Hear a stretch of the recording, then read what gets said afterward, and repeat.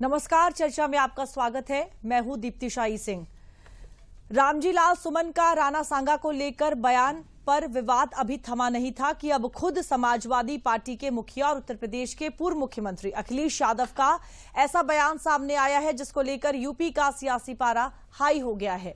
दरअसल कन्नौज दौरे पर आए अखिलेश यादव दुर्गंध और सुगंध का जिक्र करके भारतीय जनता पार्टी पर सियासी हमला बोल रहे थे। इस दौरान वो गौशाला को लेकर आ गए और यहीं से नया विवाद शुरू हो गया। सपा सुप्रीमो ने कहा, भाजपा दुर्गंध पसंद करती है इसलिए गौशाला बना रही है, हम सुगंध पसंद करते हैं इसलिए इत्र पार्क बना रहे हैं। अखिलेश यादव के इस बयान के बाद से ही बीजेपी के नेता अखिलेश यादव के बयान पर पलटवार कर रहे हैं। बीजेपी अखिलेश यादव और उनकी पार्टी को सनातन विरोधी बता रही है। साथ ही बीजेपी के कुछ नेता अखिलेश यादव के खुद यदुवंशी होते हुए इस तरह के बयान देने पर भी सवाल खड़े कर रहे हैं। इससे पहले भी अखिलेश यादव मंदिर, संत, भगवा और महाकुंभ पर सवाल उठा चुके हैं। अखिलेश यादव का गौशाला पर यह बयान क्या सनातन संस्कृति पर प्रहार है? क्या अखिलेश यादव का यह बयान वाकई विकास के मुद्दों से जुड़ा हुआ है या ये महज सियासी स्टंट है? चर्चा में इसी को लेकर बात करेंगे। मेरे साथ कुछ खास मेहमान भी होंगे, लेकिन सबसे पहले आप ये रिपोर्ट देख लीजिए। मैं तो कन्नौज के सुगंध वाले लोगों से कहूंगा, ये भारतीय जनता पार्टी की दुर्गंध को हटाएं। अभी तो थोड़ी हटाई है, अगली बार और हटा दो, जिससे कि कन्नौज का विकास रुका हुआ आगे बढ़ जाए। आप बताइए, दुर्गंध पसंद करते हैं इसीलिए गौशाला बना रहे हैं, हम सुगंध पसंद कर रहे थे इसलिए इत्र पार्क बना रहे थे। सियासत में सत्ता से दूरी कई दफा ऐसे बयानों की मजबूरी बन जाती है। अखिलेश का ये बयान स्लिप ऑफ टंग है, मजबूरी है या फिर उनके सियासी अरमानों को जिंदा रखने के लिए जरूरी? इस पर बहस हो सकती है, लेकिन इसके जायज और नाजायज होने पर कोई बहस नहीं है। सियासत में इसे सनातन और उसमें आस्था रखने वालों का अपमान बताया जा रहा है। उस रास्ते पे चल रहे हैं हम लोग। तो समाजवादी लोग हैं, विकास, खुशहाली चाहते हैं। कन्नौज में रहकर के हम लोगों ने भाईचारे की सुगंध दी है। ये जो भारतीय जनता पार्टी के लोग हैं, इनकी नफरत की दुर्गंध है। मैं तो कन्नौज के सुगंध वाले लोगों से कहूंगा, ये भारतीय जनता पार्टी की दुर्गंध को हटाएं। अभी तो थोड़ी हटाई है, अगली बार और हटा दो, जिससे कि कन्नौज का विकास रुका हुआ आगे बढ़ जाए। आप बताइए, दुर्गंध पसंद करते हैं इसीलिए गौशाला बना रहे हैं, हम सुगंध पसंद कर रहे थे इसलिए इत्र पार्क बना रहे थे। राज्यसभा सांसद दिनेश शर्मा ने अखिलेश यादव पर पलटवार करते हुए उन्हीं की सरकार के दौरान हुए इत्र घोटाले की भी ताकीद कर दी। वहीं बीजेपी सांसद संबित पात्रा ने आरोप लगाया है कि अखिलेश के इस बयान से उनका सनातन विरोधी चेहरा सामने आ गया है। और इत्र पार्क बनाने के साथ साथ इत्र का घोटाला भी हो चुका है। लेकिन मुझे इतना ही कहना है कि गौशाला बनाने में तो लोग साधुवाद देते हैं। मुझे अपना याद है, मैंने लखनऊ में कान्हा ओपन प्रोजेक्ट बनाया था और उसके बाद आदरणीय मुलायम सिंह जी मुख्यमंत्री बने थे। तो जब वहाँ देखने गए तो उन्होंने फोन करके मुझसे बधाई देते हुए कहा कि बहुत अच्छा किया, गौशाला बना दिया, सड़क पे ये बेसहारा पशु टहलते थे। हिंदुस्तान में रह के सनातन से विरोध करते हो, हिंदुस्तान से रह के सनातन से आपको दुर्गंध आती है, हिंदुस्तान में रह के गौ माता से आपको दुर्गंध आती है, हिंदुस्तान में रहकर साधु संत को आप अगर सांड, छुट्टल सांड कहते हो, तो हिंदुस्तान में राजनीति बंद कर देनी चाहिए। वह भूमि ढूंढनी चाहिए जहां पर आप सनातन का अपमान कर सकते हो और वह देश सहेगा।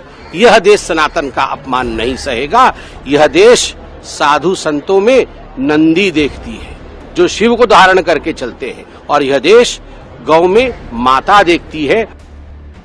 अखिलेश के इस बयान ने सियासत में वो जंग छेड़ी है जो सपा को लंबे समय तक तंग करने वाली है। सियासी रंगमंच पर दिया अखिलेश यादव का ये बयान एक नया तूफान लेकर आया है। सियासत में लड़ाई सुगंध वर्सेस दुर्गंध पर आ गई है। अखिलेश से तीखे सवाल पूछे जा रहे हैं। दिलचस्प बात यह है कि अखिलेश जिस गौशाला को दुर्गंध से जोड़ रहे हैं, उस गौशाला ने सिर्फ आवारा पशुओं को आश्रय ही नहीं दिया है, बल्कि बीते 8 सालों में उसी गौशाला ने यूपी में इकोनॉमी से लेकर रोजगार के द्वार खोले हैं। तो देखिए किस तरह से एक बार फिर से अखिलेश यादव के गौशाला पर दिए गए बयान को लेकर फिर से जो सियासी घमासान है वो छिड़ गया है। और ऐसा पहली बार नहीं हुआ है जब बीजेपी अखिलेश यादव को सनातन विरोधी बता रही है। इससे पहले भी वो तमाम ऐसे सवाल कर चुके हैं जिसको लेकर खूब सियासत भी हुई है। इसी को लेकर आज बात करेंगे। मेरे साथ कुछ खास मेहमान भी हैं। सबसे पहले मैं उनसे आपका परिचय करा दूं। मेरे साथ स्टूडियो में मौजूद हैं वीरेंद्र नाथ भट्ट जी, आप वरिष्ठ पत्रकार हैं। साथ ही साथ मनीष सिंह जी हैं, सपा प्रवक्ता हैं, और अपर्णा दीक्षित हैं हमारे साथ, बीजेपी प्रवक्ता हैं। नमस्कार, आप तीनों का स्वागत है चर्चा में। सबसे पहले वीरेंद्र नाथ भट्ट जी, देखिए एक बार फिर से एक ऐसा बयान सामने आया है जिसे सनातन विरोधी बताया जा रहा है। इसको लेकर जो बयानबाजी है वो शुरू हो गई है। देखिए, इसमें नया कुछ भी नहीं है। ये एक लेटेस्ट राउंड है। It's a latest round of hate against Sanatan Dharma. ये सनातन धर्म के खिलाफ एक नफरत का घृणा का ये एक नया दौर है। 2014 में केंद्र में नरेंद्र मोदी की सरकार बनने के बाद और 2017 में उत्तर प्रदेश में योगी आदित्यनाथ की सरकार बनने के बाद से यह सिलसिला लगातार जारी है। और यहां मैं कहना चाहूंगा कि ये जो गौशाला को लेकर के जो दुर्गंध का बयान है, ये तो अभी शुरुआत है। 30 मार्च से नवरात्र प्रारंभ हो रही है, कलश की स्थापना होगी। कलश की स्थापना में गाय के गोबर का प्रयोग होता है, ये सभी साधक जानते हैं। और 6 अप्रैल को रामनवमी है, तो अब अगले टारगेट पे होगी नवरात्र के पूजन 9 दिनों का, और उसके बाद रामनवमी। और इसकी घोषणा समाजवादी पार्टी के राष्ट्रीय महामंत्री रामगोपाल यादव ने कर दी है कि ईद के बाद रामजीलाल सुमन जी के घर पे जो हमला हुआ है, जो समाजवादी पार्टी के राज्यसभा सांसद हैं, इसको लेकर के पूरे प्रदेश में आंदोलन चलाया जाएगा।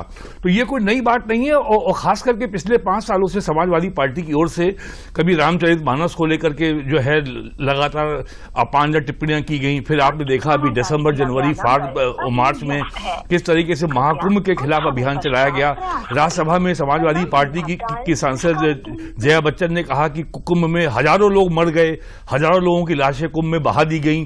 अब ये आंकड़ा उनको कहां से मिला, उन्होंने ऑथेंटिकेट तो नहीं किया। अभी भी ये कहा जा रहा है कि हजारों लोग अपने जो है परिजनों को तलाश रहे हैं जो कुंभ में नहीं मिले। अब वो हजारों लोगों ने अभी तक किसी भी सरकारी संस्था में, पुलिस स्टेशन में, डिस्ट्रिक्ट मजिस्ट्रेट के यहाँ, मेला अधिकारी के यहाँ कोई किसी किस्म की कोई शिकायत दर्ज नहीं कराई है।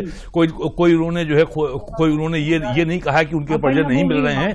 तो ये sustained campaign of hate and lies अब ये लगातार चल रही है। और ये भी लगातार कहा जा रहा है समाजवादी पार्टी की ओर से योगी आदित्यनाथ के लिए कि वो आउटगोइंग चीफ मिनिस्टर हैं। अभी यूपी विधानसभा का चुनाव मार्च 2027 में 2 वर्ष दूर है। अब ये आउटगोइंग चीफ मिनिस्टर का आधार क्या है, पॉलिटिकल आधार क्या है। और तो अब ये जो ताजा घटनाक्रम है, ये जो लेटेस्ट राउंड ऑफ हेट है अगेंस्ट सनातन धर्म, उसको देख के मैं यही कह सकता हूं कि समाजवादी पार्टी के लिए उत्तर प्रदेश की राजनीति में लगातार प्रासंगिक बने रहना आज की तारीख में सबसे बड़ी चुनौती है। और उसी चुनौती को के चलते ये लगातार हेटफुल स्टेटमेंट दिए जा रहे हैं। रामजीलाल सुमन जी ने जो बयान दिया राज्यसभा में, वो 3 बार लोकसभा के सांसद रह चुके हैं। 50 साल से अधिक उनको जो है सार्वजनिक जीवन में हो गया है, और वो केंद्र में मंत्री रह चुके हैं। वो 4थी बार राज्यसभा के सांसद हैं। वो इतने अनुभवी हैं। तो और जितने राजनीतिक विश्लेषक हैं, उनके जानने वाले, उनका सबका कहना है कि वो अपने विवेक से इस तरह का बयान कभी नहीं दे सकते थे। इसके पीछे कारण कुछ और है। वो अलग बात है कि राज्यसभा के फ्लोर पे दिए गए बयान को लेकर के उनके ऊपर किसी कोर्ट में कोई मुकदमा नहीं चल सकता, कोई इस पे जुडिशियल कार्रवाई नहीं हो सकती। लेकिन समाज में जो उससे सामाजिक तनाव पैदा हुआ है, यूपी में हुआ, राजस्थान में हुआ, राजस्थान के मुख्यमंत्री ने उनके खिलाफ कार्रवाई की मांग की है। राजस्थान में करणी सेना उबाल पर है, आगरा में उनके आवास पे हमला हुआ। तो सोशल टेंशन क्रिएट करना ही माध्यम है। जी, आज का जो हमारा मुद्दा है गौशाला, उस पर ही बात करते हैं। मनीष सिंह जी हमारे साथ हैं, सपा प्रवक्ता है। मनीष सिंह जी, देखिए अखिलेश यादव बोले कि सपा जो है विकास की बात करती है, सुगंध की बात करती है, ऐसे बात करते हैं जिस तरह का बयान दिया है आपके अध्यक्ष महोदय ने। दीप्ति जी, बहुत अच्छा और माकूल सवाल आपने पूछा है जी। आज उत्तर प्रदेश के जो हालात हैं, उत्तर प्रदेश की जो राजनीतिक सामाजिक परिस्थितियां हैं, उन परिस्थितियों में महत्वपूर्ण हो जाता है कि उत्तर प्रदेश के सरकार और निजाम की जो पारदर्शिता है वो कहां पर पहुंच चुकी है। आज योगी आदित्यनाथ जी जिस तरह की राजनीतिक कार्यशैली के लिए देखे जा रहे हैं, जाने जा रहे हैं, लोग तो घृणा करने लगे हैं। आज उत्तर प्रदेश में हालात क्या है? नापदान से बहती हुई पानी जितना दुर्गंध देती है उत्तर प्रदेश की सरकार, जिस तरह से सड़े हुए मांस दुर्गंध देते हैं, उस तरह से उत्तर प्रदेश की योगी आदित्यनाथ की सरकार के भ्रष्टाचार दुर्गंध दे रहे हैं। मैं आपके देखिए भाषा को मर्यादित रखिए ना, आप डिबेट में बैठे हुए, भाषा को मर्यादित रखें। कौन सा ऐसा मैंने असंसदीय शब्द बता दिया, जरा दीप्ति जी यही मुझे बता दीजिए आप। जब भी मैं बोलता हूं तो आप मेरे बात को पूरी तरह काट देती हैं। असंसदीय शब्द हमने क्या बोला है? अपनी भाषा को मर्यादित, ठीक है, कौन सा अमर्यादित शब्द बोला है, जरा यही बता दीजिए। आपके चैनल पर मैं बैठा हूं, पूछ रहा हूं। मनीष जी, अगर प्रदेश घृणा करती तो जनादेश उन्हें नहीं मिलता। इसमें असंसदीय क्या है? नहीं, तो इसमें असंसदीय क्या है? इसमें अमर्यादित क्या है? दीप्ति जी यही बता दीजिए। अगर आप प्रदेश के मुख्यमंत्री को लेकर बात कर रहे हैं तो कम से कम उस पद की गरिमा को बनाए प्रदेश के मुख्यमंत्री भगवान है, प्रदेश के मुख्यमंत्री भगवान तो नहीं है दीप्ति जी, रखे ना। नहीं, प्रदेश के मुख्यमंत्री भगवान तो नहीं है। चलिए आप अपनी बात कर, अपनी बात तो मैं कहता हूं, हर बार आप बीच में टोक टोक करके मेरी पूरी बात ही खराब कर देती हैं।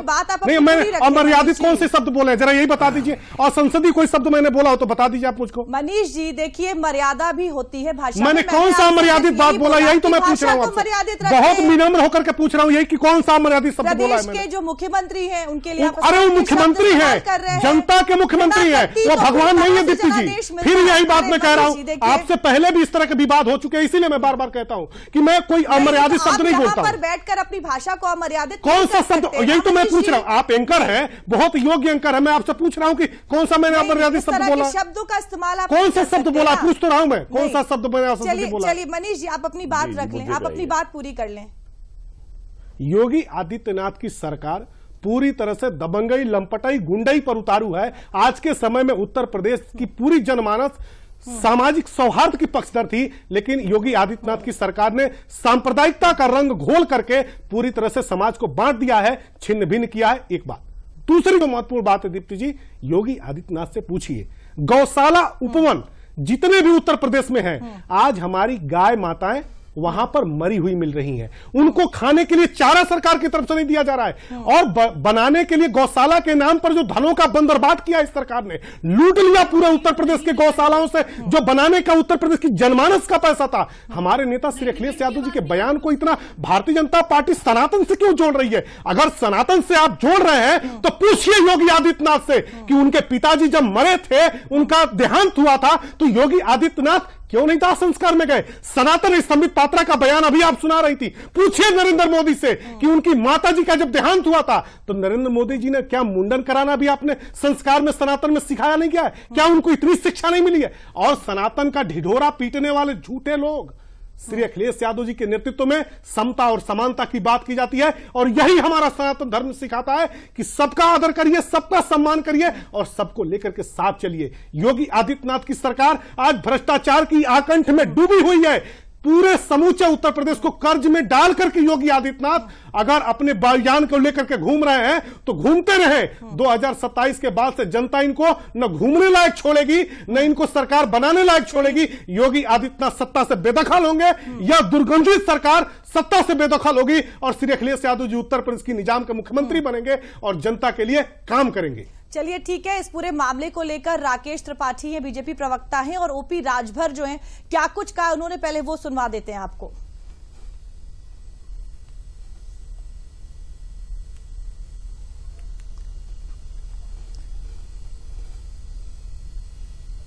इस पूरे मामले को लेकर क्या कुछ बयान आए हैं, क्या कुछ प्रतिक्रिया आई है, एक बार आपको वो भी सुनवा देते हैं। ओपी राजभर ने भी पलटवार किया है अखिलेश यादव के बयान पर। समाजवादी पार्टी के मुखिया कह रहे हैं कि गौशालाओं से उनको बदबू आती है। उनको स्लॉटर हाउस जब उनके कार्यकाल में चला करते थे तो क्या उन स्लॉटर हाउस उनको खुशबू आया करती थी? गायों को कटवाना उनकी सरकार में जिस तरह से खुलेआम हुआ करता था, उससे उनको खुशबू आया करती थी। ये बहुत दुर्भाग्यपूर्ण है। अखिलेश यादव जी जिस बिरादरी की राजनीति करते हैं, क्या उनकी बिरादरी इस बात को स्वीकार करेगी कि गौशालाओं से उनको बदबू आ रही है? सपा, बसपा, कांग्रेस नफरत की राजनीति करते हैं, नफरत का बीज होते हैं, और एनडीए की सरकार भाईचारा की बात करती है, सबका साथ सबके विकास की बात करती है।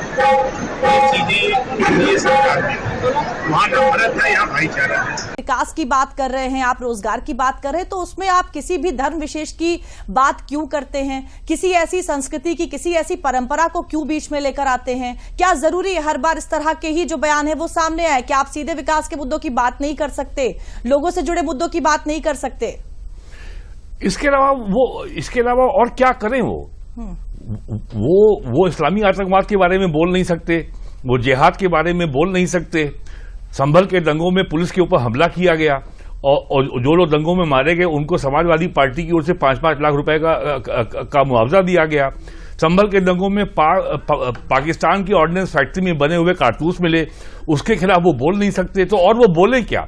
और आप अगर इंडिया अलायंस के जो भी घटक दल हैं, चाहे वो डीएमके हो तमिलनाडु में, राष्ट्रीय जनता दल हो बिहार में, और कांग्रेस पार्टी हो, लगातार उनका सस्टेन कैंपेन चल रहा है सनातन धर्म के खिलाफ, सनातन मान्यताओं के खिलाफ, सनातन प्रतीकों के खिलाफ और हमारी प्राचीन ज्योतिष त्योहार के खिलाफ।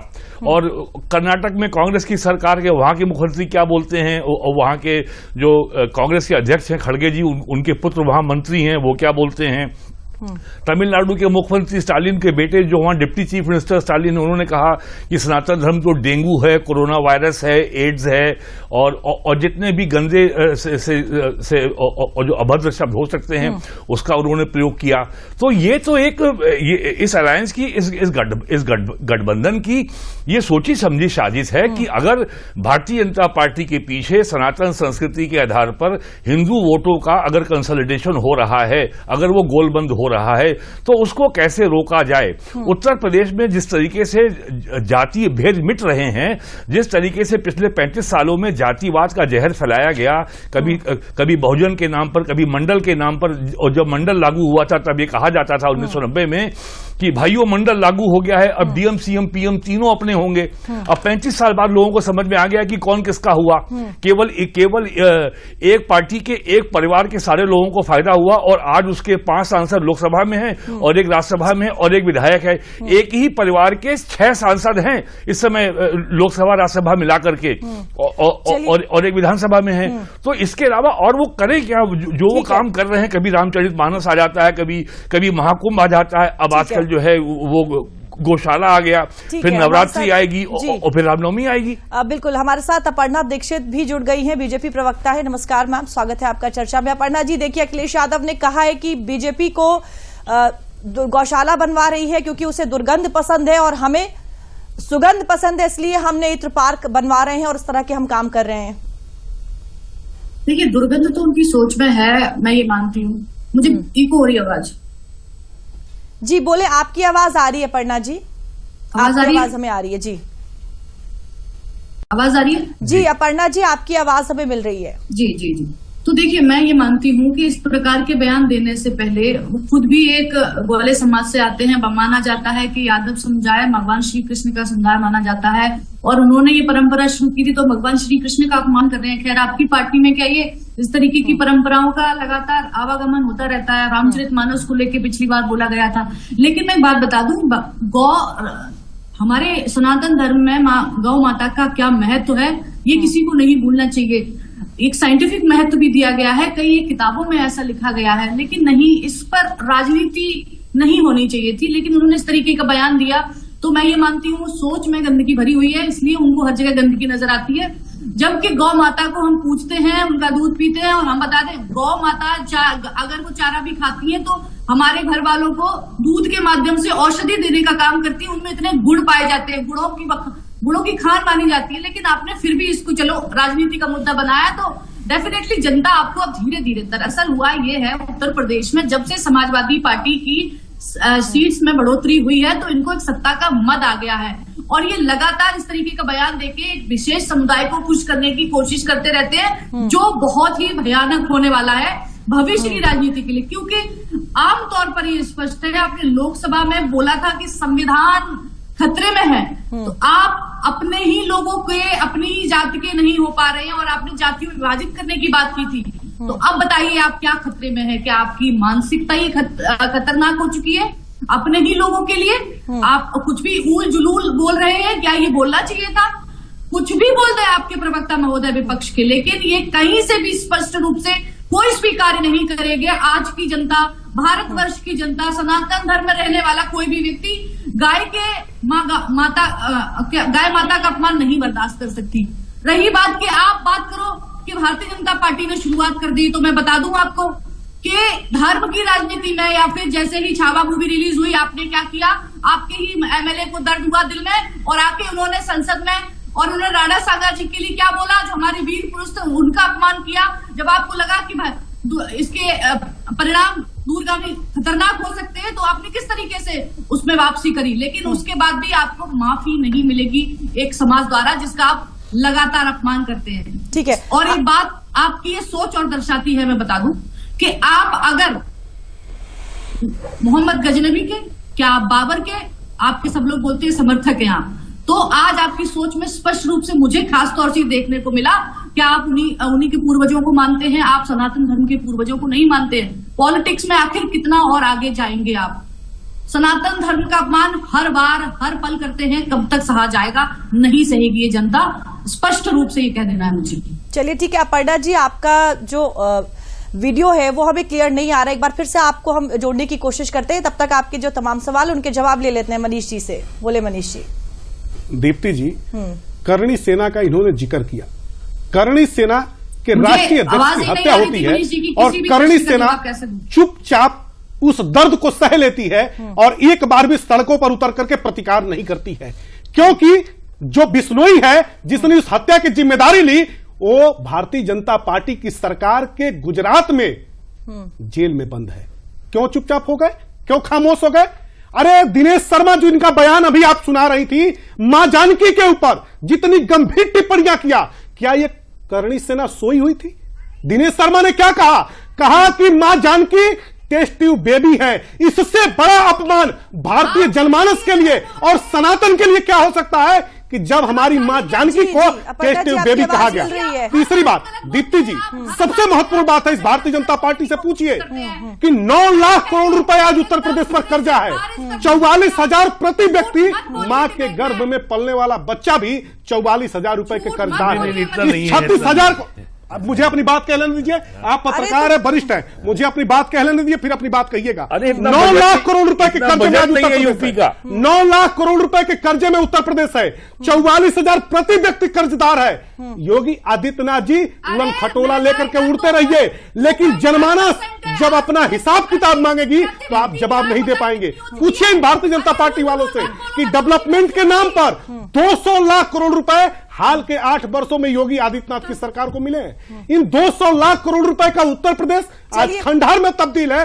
1,80,000 किलोमीटर पीडब्ल्यूडी के पास सड़कें हैं, वो सड़कें आज धरातल पर कहीं दिखाई नहीं दे रही है, टूटी हुई सड़कें हमारे पास है। पूछिए उन व्यापारियों से, जीएसटी के नाम पर जिस तरह से योगी आदित्यनाथ ने जीएसटी के नाम पर व्यापारियों का जिस तरह से शोषण किया है, पूछिए योगी आदित्यनाथ से कि आखिर व्यापारियों का क्या गुनाह था। चलिए मनीष दीप्ति जी, 18 फरवरी को बजट पेश हुआ है यूपी विधानसभा में और यूपी के बजट का कुल साइज 8 लाख करोड़ है, तो कर्जा 9 लाख करोड़ कैसे हो सकता है? आप सर्च कर लीजिए, आप पढ़े लिखे व्यक्ति हैं, गूगल कर लीजिए, गूगल कर लीजिए। 36,000 करोड़ रुपए 2024 और 25 में देनदारी है उत्तर प्रदेश की सरकार पर। 36,000 करोड़ रुपए विश्व बैंक ये लौटा नहीं पाई योगी आदित्यनाथ जी, और विश्व बैंक रोज चिट्ठी लिख रहा है कि योगी आदित्यनाथ जी सालाना जो हमको 36,000 करोड़ रुपए देना है आपकी सरकार ने नहीं दिया है। उत्तर प्रदेश सरकार को चैलेंज करता हूं मैं। यूपी गवर्नमेंट के ऊपर विश्व बैंक का कोई लोन नहीं है। अपर्णा जी, तो 9 लाख करोड़ रुपए कर्जा किसका है, यही बता दीजिए। 9 लाख करोड़ केवल आप गूगल कर लीजिए।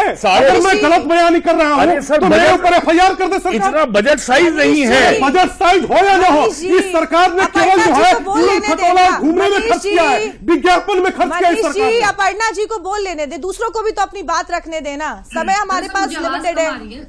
बोले अपर्णा जी। देखिए, मुझे अब आज आप अगर जो गिना रहे हैं, मैं आपको बता दूं, ये सबसे पहले तो दिनेश शर्मा जी के बयान को मनीष जी आप कई बार बोल चुके हैं और मैं बता दूं सिरे से खारिज कर दो। पहली बार बयान के आप पहले तो ठीक से मतलब, अरे आप यूट्यूब पर, गूगल पर और तमाम साइट्स में पड़ी हुई है उनका बयान। अगर मैं गलत बयानी कर रहा हूँ, आपकी सरकार है ना, अगर मैं गलत बयानी कर रहा हूँ तो मेरे ऊपर FIR कराइए। मैं कह रहा हूँ चैनल पर बैठ करके कि अगर मैंने गलत बयान किया तो मेरे ऊपर FIR कराइए। कहिए ना कि इतने करोड़ कर्जे में चला गया। आपकी सरकार में प्रति व्यक्ति आय से अब प्रति व्यक्ति की आय 2.5 गुनी ज्यादा हो चुकी है। आप सच्चाई और मुद्दे पे तो आप लोग रहते नहीं है, समस्या आप लोगों के साथ यही है। 15,000 से अधिक स्टार्टअप हो चुके हैं। आप लोग सनातन के आड़ में हमारे हिंदू देवी देवताओं के नाम के पीछे छुप करके सत्ता हासिल करते हैं और नाम पर राजनीति करते हैं। अगर मुद्दों पर राजनीति करें तो सत्ता तो सत्ता है। आप लोग विधायक और सांसद का चुनाव नहीं समझ नहीं आ रही, एक एक करके बोलेंगे तो दोनों की बात समझ में आएगी। उससे हमें कितनी आर्थिक समृद्धि मिली है, इस बात के बारे में बात करेंगे क्या? कि सिर्फ और सिर्फ कुछ रट लेने से कुछ नहीं होता। लगातार समझेंगे और समझाएंगे तब समझ। अपर्णा जी, आपकी आवाज हमें नहीं मिल रही है। विश्व में नंबर 1 प्रदेश है जी। गुंडा मुक्त करने की कोशिश जो लगातार की गई है, उत्तम प्रदेश बनाने तो अपराधियों की सूची जारी क्यों नहीं किया आपने? टॉप 10 अपराधियों की सूची आपने क्यों नहीं जारी किया? मान तो रहे हैं सूची कि टॉप 100 अपराधियों की सूची जारी करिए ना, मान तो रहे हैं आप। मैं आपको बता दूं, अपर्णा जी, मुझे लगता है मुद्दे पे हम बात नहीं कर रहे हैं। जिस मुद्दे को लेकर आज हमारी डिबेट हो रही थी, उस मुद्दे से हम सभी हट चुके हैं। एक बार फिर से याद दिला दूं कि गौशाला को लेकर अखिलेश यादव ने बयान दिया है और बीजेपी ने एक बार फिर से सनातन विरोधी होने का आरोप लगाया। और सवाल यहां पर यही है कि आप बात विकास की करते हैं, आप बात रोजगार की करते हैं, लेकिन बार बार उसमें धर्म को बीच में, सनातन को बीच में लेकर आते हैं। क्या इनसे अलग हटकर ये बातें नहीं की जा सकती हैं? सवाल तो यही है यहां पर। बोले मनीष जी। अब दीप्ति जी, सनातन जो है उसके आड़ में भारतीय जनता पार्टी कब तक सत्ता की चाशनी चाटती रहेगी? जब नौजवान सरकारी नौकरी की बात कर रहा है तो भारतीय जनता पार्टी के नेता मुंह छुपा लेते हैं। आपने कहा 10 साल में 2 करोड़ नौकरी देने की बात, क्यों नहीं नरेंद्र मोदी ने पूरा किया? क्यों योगी आदित्यनाथ ने नहीं पूरा किया? 14 लाख सरकारी विभागों में पद खाली है, वो 14 लाख सरकारी विभागों में पद क्यों नहीं भरे जा रहे? वैसे ही बयान दे रहे हैं आप लोग भी, तो बयान वही दे रहे हैं। और देखिए, जिस गौशाला पर, कौन सी ऐसी बात कह दिया? मनीष जी, जिस गौशाला पर अखिलेश यादव सवाल उठा रहे हैं, उन्हीं के पिताजी ने इस गौशाला को लेकर, इन गायों को लेकर बयान दिया था। जरा याद कर लीजिए, 9-10 साल पहले जाकर, जब उन्होंने कहा था, अब मेरी बात भी सुन लें, कि इसी गाय का दूध पीकर मैं पहलवान बना हूं। दूसरे देशों का उन्होंने उदाहरण दिया था कि किस तरह से अर्थव्यवस्था को ये गौशालाएं जो है, गायें जो है मजबूत बना रही हैं, वहां की इकोनॉमी को मजबूत कर रही हैं। और आज उन्हीं के बेटे इस तरह का बयान दे रहे हैं। इस पर है जवाब। आप संस्कृति की बात कर रहे हैं ना, विरासत की बात कर रहे हैं। सुन लीजिए दीप्ति जी, बहुत अच्छा आपने सवाल किया और आपकी बेबाक पत्रकारिता का कभी कभी मैं मुरीद हो जाता हूं। दीप्ति जी, एक बार सुन लीजिए ना, एक बार नंद किशोर गुर्जर जो लोनी के विधायक है भाजपा के, उनका बयान चला दीजिए। उन्होंने क्या कहा कि दुनिया की सबसे बड़ी एक्सपोर्टर अगर कोई राज्य है हिंदुस्तान का तो वो उत्तर प्रदेश की सरकार है। गाय के मांस के सबसे ज्यादा निर्यात भारतीय जनता पार्टी की सरकार करती है। पहले आप अपने सवाल का तो जवाब दें। भाग आप पूछिए ना सवाल, पूछिए सवाल, आपके हर सवाल का जवाब देंगे। आपसे मैंने किया, पहले उसका जवाब दीजिए। आप जवाब नहीं देते ना, आप तुरंत एक सवाल पूछ रहे थे। सवाल पूछा तो उन्हीं के विधायक हैं। मैंने कहा उन्हीं के पिताजी थे जिन्होंने ऐसा बयान दिया था, इकोनॉमी की बात कर रहे थे। उन्हीं गौशालाओं से आज अखिलेश यादव को दुर्गंध आ रही है। इसका जवाब तो देना आप। हमारे मुझसे सवाल कर सुन लीजिए ना, हमारे नेता ने स्पष्ट तौर पे कहा है कि गौशालाओं में जो भ्रष्टाचार भारतीय जनता पार्टी ने उनके निर्माण से लेकर के देखभाल में किया है वो दुर्गंधित है। ये मैं भी कह रहा हूं आपके चैनल पर। सरकार ने जिस तरह का भ्रष्टाचार मचाया है वो दुर्गंध दे रहा है। योगी आदित्यनाथ की सरकार नापदान की पानी से भी ज्यादा बदबूदार है। जो बयान दिया है वो सभी ने सुना है और साफ तौर पे सुना है। अब उस बयान को आप यहाँ पर मत बदलिए। गौशाला में भ्रष्टाचार की बात नहीं कही गई है किसी बयान में। उन्होंने केवल गौशाला के निर्माण पर प्रश्न उठाया है और यूपी गवर्नमेंट 1 साल में पूरे प्रदेश के 75 जिलों में गौशालाओं के निर्माण और मेंटेनेंस पर लगभग 1,500 करोड़ रुपए का बजट है। ये सही है कि इंस्टीट्यूशनल फ्रेमवर्क में गड़बड़ हो सकती है और योजनाओं के इम्प्लीमेंटेशन में डिस्ट्रिक्ट लेवल पे भ्रष्टाचार हो सकता है, पैसे का एफिशिएंट यूज ना हो, ये तो हो सकता है। लेकिन ये कहना कि गायों के संरक्षण के लिए जो डेस्टिट्यूट एनिमल है उनके लिए कुछ हो नहीं रहा, ये बात तथ्यों से परे है। और ये काम 8 साल से लगातार हो रहा है और लाखों गायों को संरक्षण मिल रहा है। हर जिले में जो है गौशाला खोली गई है, उनमें चारा नहीं होगा, उनमें चारे कमी हो सकती है, गाय उसमें बीमारी से मर सकती है, ऐसा हो सकता है। उनके मैनेजमेंट में भ्रष्टाचार हो सकता है। लेकिन यह कह देना कि केवल गाय का मांस वहां बदबू दे रहा है, यह अतिशयोक्ति है। गाय का मांस उन्होंने फिर बयान ये आपने कहा नहीं, मैंने कहा है जितना सड़ा हुआ मांस दुर्गंधित देता है। आपने कहा मैंने कहा है कि इंसानी मांस जो है जितना सड़ा हुआ दुर्गंधित होता है उतना ही इस सरकार की व्यवस्थाओं और भ्रष्टाचार ने दुर्गंध फैलाया। मैं अभी भी अपनी बयान पर कायम हूं। अरे मैंने पूछा कर्ज बताइए ना, बजट मत दिखाइए, आप कर्ज दिखाइए ना कितना उत्तर प्रदेश में। 9 लाख करोड़। अरे मैंने कहा कि 9 लाख करोड़, मैं अभी भी कह रहा हूं, आप गूगल कर लीजिए। अरे बजट साइज नहीं है। अरे बजट साइज गजब बात करते हैं। बजट साइज से बजट का पैसा तो सरकार खर्च नहीं कर पाती है। आखिरी कमेंट अपर्णा जी से भी ले लेंगे, समय खत्म हो रहा है। अपर्णा जी जल्दी से अपनी बात पूरी कर लें। और एक बार दोहराइए क्योंकि आपकी आवाज कम आ रही है। अपर्णा जी आप अपनी बात पूरी कर लें, आखिरी कमेंट दे दें क्योंकि समय समाप्त हो रहा है। जी हाँ, देखिए जिन लोगों की सरकार में गौकसी एक बहुत ही बड़े स्तर पर थी और उसको रोकने का काम और गौ पालन का काम, चूंकि गौ माता हमारे लिए पूजनीय होती हैं और उनको जिस प्रकार से काटा जा रहा था उनका सम्मान नहीं हो रहा था, उस पर अगर सबसे ब्रेक बड़ी लगाने का एक्सपोर्टर काम है किया है आप। तो भारतीय अरे जनता अपने पार्टी बोल की रहे सरकार हैं। ने सबसे किया बड़ी एक्सपोर्टर है और आप। आने वाले समय में आपकी सरकार और आपके विधायक ने कहा है कि सबसे बड़ी एक्सपोर्टर है आप जो लगातार कोशिश कर रहे हैं माननीय चलिए। आदरणीय अखिलेश यादव जी के बयान को इधर उधर करने की, मैं बता दूं उन्होंने स्पष्ट क्या बोला था। उन्होंने कहा था कि जिन लोगों को दुर्गंध आती है उन्होंने सबसे बड़ी बीफ की एक्सपोर्टर है आप। मनीष जी, अपर्णा जी, वीरेंद्र गाय की जी, मांस की सबसे बड़ी एक्सपोर्टर है आप। आप सभी का बहुत बहुत धन्यवाद चर्चा में शामिल होने के सुन लिए। लीजिए। तो देखिए, लगातार जो सियासी बयानबाजी है वो इस मुद्दे को लेकर हो रही है। आने वाला समय ही बताएगा कि ये मुद्दा कितनी दूर तक जाता है। चर्चा में मेरे साथ फिलहाल के लिए इतना ही। मुझे दीजिए इजाजत। नमस्कार।